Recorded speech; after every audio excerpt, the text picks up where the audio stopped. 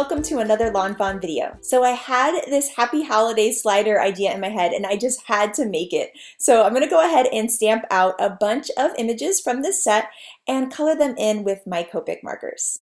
So I've laid down my light marker and then my medium, and I'm going to add some dark marker right along those edges of the leg and the ear, blend that out with the medium, and then blend the whole thing out with my light marker. And by adding just a little bit of that darkest marker, it gives a nice shadow around his ear and his leg, giving him kind of a three-dimensional look. I'm repeating the same idea with the scarf, adding some shadow where the two scarf ends overlap to also give it once again that three-dimensional look. Then for the hat, I'm going to add my light areas towards the middle of the hat, and that's going to make it kind of look rounded, which is really cool. So I'm blending that all out with my lightest marker and then repeating the same thing, dark outside the edges and then blending it in with the light towards the middle. Now I'm going to use the coordinating dies to cut these out, so I'm going to line it up and hold it in place with some Post-it note tape, run it through my die cut machine, and then have these perfectly cut images right there. They look awesome. And then I'm going to layer those pieces onto the dogs, the little hat and the scarf, and I think it makes him look just so cute. Now here I have a stitched rectangle die, and I've cut some white cardstock and some peacock cardstock from that. And then I'm going to take out my Little Town border die and my stitched hillsides, and we're going to layer all of these together with the slider die. So I'm kind of placing everything onto my card so I know where everything should go. And then I can go ahead and die cut that first hill. So I'm going to hold that in place with some tape and run it through my die cut machine. And now I have my first base hill for this. Then I'm going to take what's left over of that stitched rectangle there and line up my other hillside die because I really want it to make it look like rolling hills there. So I'm going to run that through my die cut machine, and then I'll have my second hill. And then I'm going to cut one more stitched white rectangle, and I'm going to use my Little Town border. So I'm going to line all of these pieces up once again so that I know where to place those cute little houses. So I'm going to stack those all together and then put that Little Town border there and run that through. And by using all of that same stitched rectangle, every piece is going to have stitching all the way around it, which looks really, really cool.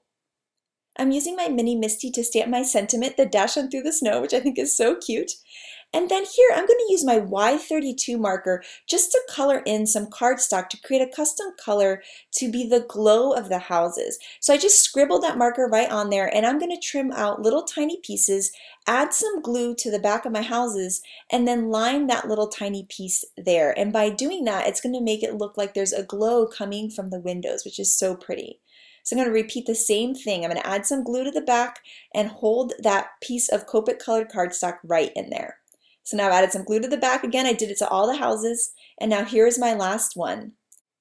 Now next I'm going to use my slide on over die, and these dies were designed to line up with the stitched hillside so you can see it's a perfect match. I've got it in the perfect place there. I'm going to put a bunch of Post-it note tape on it, run it through my die cut machine, and now I have my slider track ready to go. Now I need a white base for my slider track, so I have trimmed a piece to 5 inches wide, just like my hill, and now I'm going to trace the hill that I've cut onto that piece of white cardstock. Then I'll be able to just trim that down, and it's going to be a perfect match for my hill, and it's just a nice, quick, and easy way to do that. It doesn't need to be perfect because no one's ever going to see it. And then I'm going to take my Scotch foam roll tape here, and I'm going to triple it up. So I've folded it over once and now a second time to create triple thick foam. And then I'm going to trim it down to a nice thin piece that I'm going to be able to place on the back of my slider track. So I'm going to go all the way around that track without touching that track with the foam. So you'll see here I'm just going to cut some different custom sized pieces here to go all the way around that track in a rectangle, just like this. After I've created this rectangle, I'm also going to trim 2 little pieces to kind of fill in the area there towards the left, just to give it a little bit more stability. But once again, it's not going to be in the way of the penny. So I've got my penny there to make sure that it won't be. Now here I have a piece of tripled up foam that I am going to cut down to fit perfectly onto this penny. I'm going to hold that penny in place and then stick the foam to the penny, creating that cool little slider mechanism. Here I have my powder tool, and I'm going around all of the edges of all of the foam tape, and that's going to remove any excess stickiness so that everything works really, really well in this slider track. I'm also going to run the powder tool through the track, and that helps the penny move super fast in the track too. Now I can take off that liner tape on that penny and take my cute little dog here and line him up with the penny and just place him right on there. Next, I'm going to take the whole thing, turn it over, and peel off all of that liner tape, and then I can line up that piece that I kind of custom trimmed to fit to be my base for the slider mechanism. So I'm just going to line that right up on the back. And now I can work on creating the base of my card. So I've taken out my Snow Cool stamp set and I'm inking it up with some Yeti ink, which is white pigment ink, and I'm going to stamp that all across my peacock cardstock, and I think it's just such a pretty snowfall. And now I decided I wanted my card to not be as tall. So I'm going to trim off 1/4 of an inch so that instead of 3.5 inches tall, it's now 3.25 inches tall. And because we're covering up the bottom part with the little town border that already had the stitch detail, no one will ever know that we trimmed it. So it's a really cool way to get a custom sized stitched rectangle. Next, I'll add a ton of adhesive to my slider mechanism and layer that onto the bottom of the card. Here I have my perfectly plaid Christmas paper, and I'm going to pick out the perfect plaid, which is this nice red and teal one, and trim that down so that there's an 1/8 inch border. So it's going to be 5.25 by 3.75. Then I'll trim down a card base to be 7.5 by 5.25, and then I'll go ahead and score that at 3.75 to create this cool custom sized card base.